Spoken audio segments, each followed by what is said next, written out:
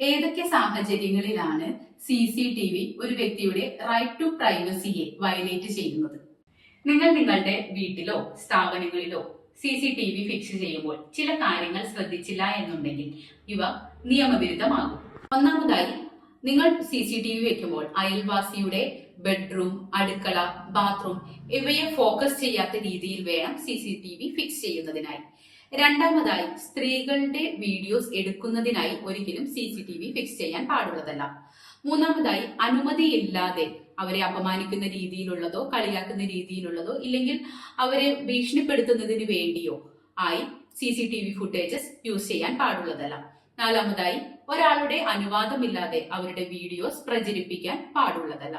ഇത്തരത്തിൽ നിങ്ങൾ മറ്റൊരാളുടെ റൈറ്റിനെ വയലേറ്റ് ചെയ്തുകൊണ്ട് CCTV ഫുട്ടേജസ് യൂസ് ചെയ്യുകയാണെന്നുണ്ടെങ്കിൽ 3 വർഷം മുതൽ 7 വർഷം വരെ തടവ് ശിക്ഷ ലഭിക്കാവുന്ന കുറ്റകൃത്യമാണ്.